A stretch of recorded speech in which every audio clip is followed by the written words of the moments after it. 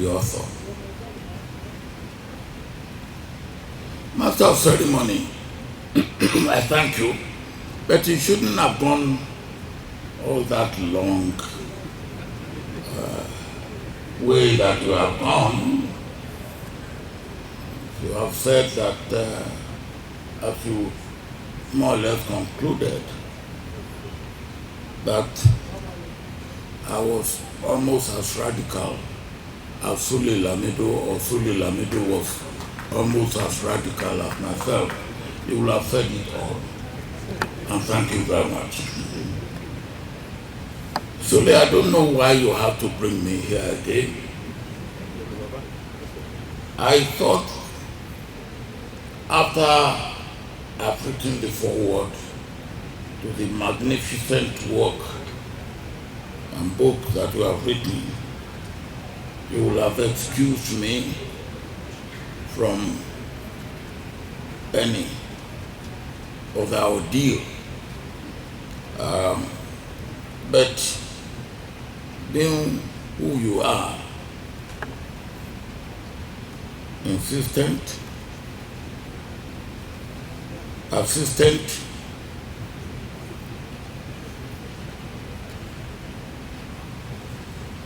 you got me here,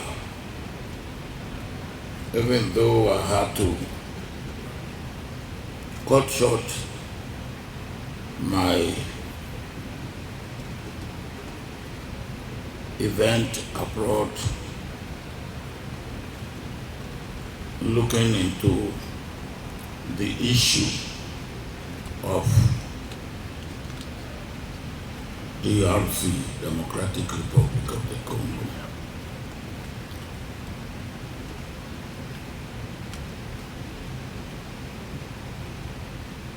As the representative of the chairman has said, I learned a lot about you when I read the book to write the foreword. Particularly your upbringing and your childhood, which was, for me, very instructive.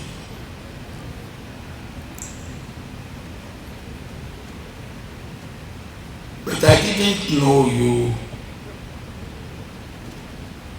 in the days of NAPO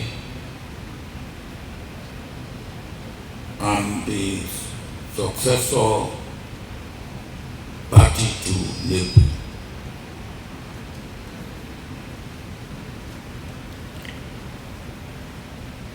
We came to know ourselves when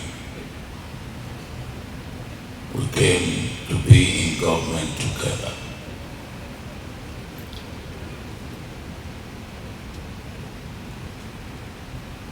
And now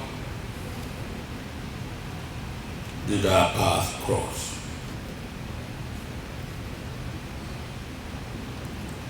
The chairman of our party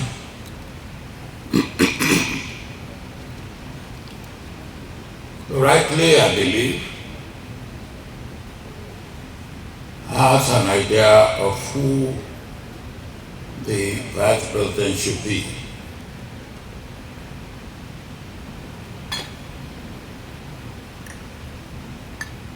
I also have an idea of who the vice president should be.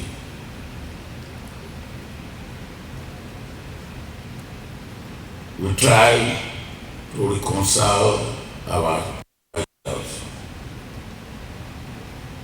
and we settled.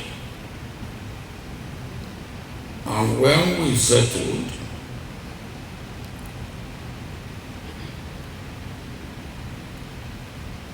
we decided that my candidate would be the vice president, and the chairman's candidate will be the foreign minister.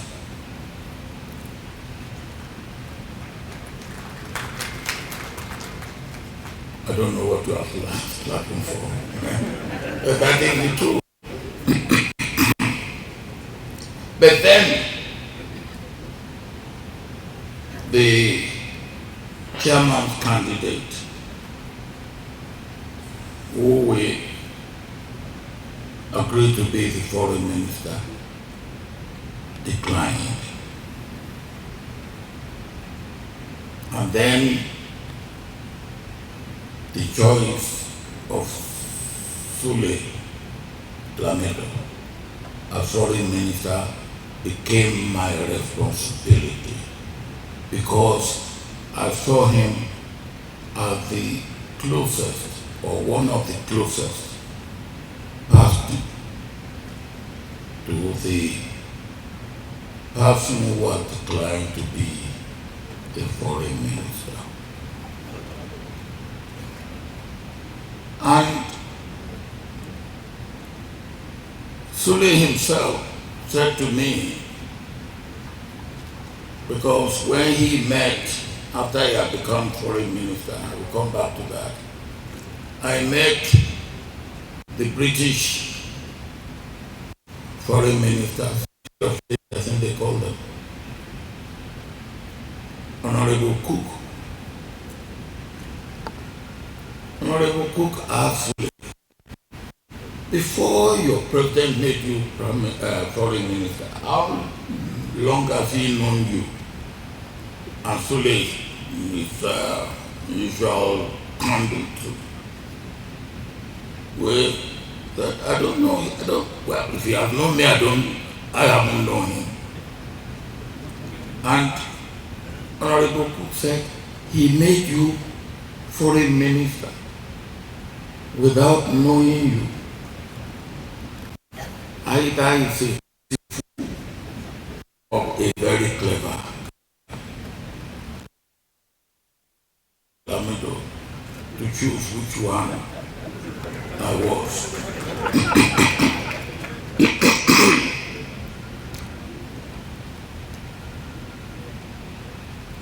Sule Lamido has admirable character, and I admire him. When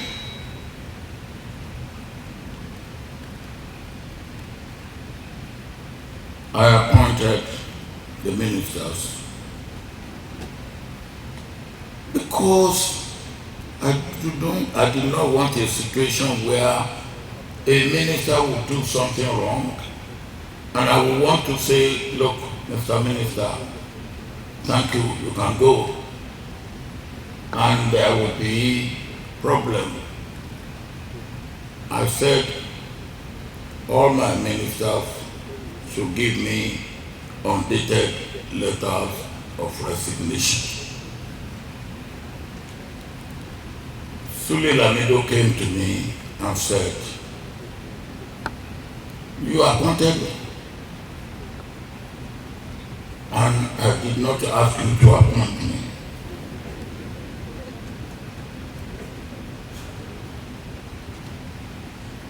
You think I will fall?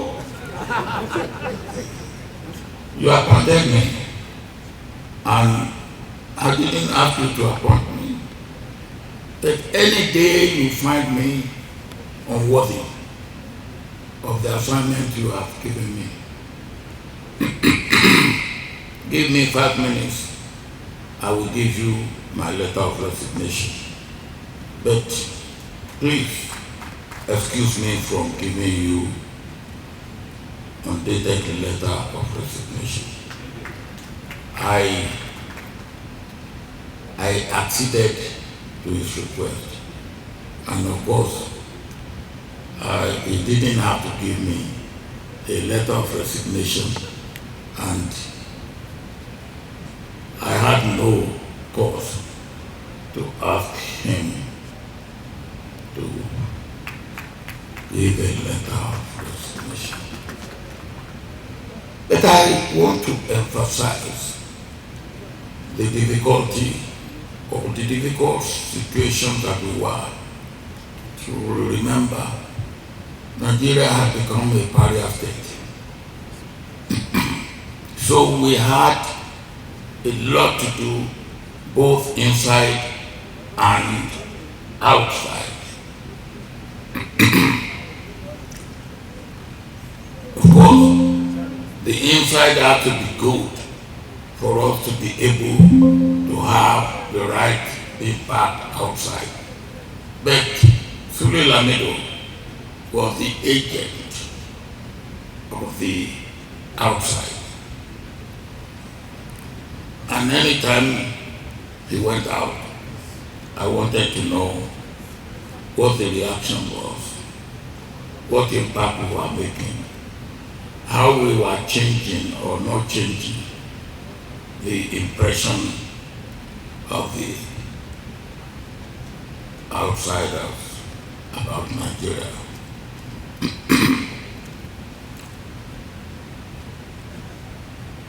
And Sule did such a magnificent job, such a magnificent job.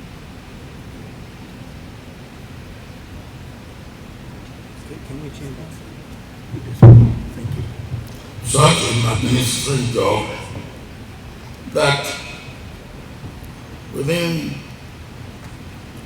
3 years of our coming to government, the Queen of Britain and the Queen of the Commonwealth actually came to Nigeria to participate in the chop-up that we had. And that was actually the greatest indication that we had now been accepted, no matter what the past was, that we have now been accepted by the international community, in Africa, in the Commonwealth, in the United Nations, and everywhere. Sule, I thanked you at that time, but on this occasion, again, I would thank you for the great job that you did. Well, Sule left, and I left later, and Sule became a governor. Again, Sule didn't allow me to rest. I had to visit. And I visited you more than one occasion. And on each occasion, you made me see what you were doing. You made me go around. And we discussed not only the issues pertaining to your state alone, but the issues pertaining to Nigeria, and indeed to the job you had before, foreign affairs. Again, as a result of my regular visit to you, I could say without any shred of doubt that you performed adequately as a government. So, of course, it's no difficulty for me to write it forward. Well, what should I say at this point? As the representative of the chairman said, you are now an elder statesman in your own right. I think what I would say is the young shall grow. And the young is growing. Or in fact, the young have grown. But then your job is not finished. Because the Nigeria that you and I were working for, we haven't got there. And I believe it's the responsibility and the duty of all of us to make sure that we get the Nigeria of our dream.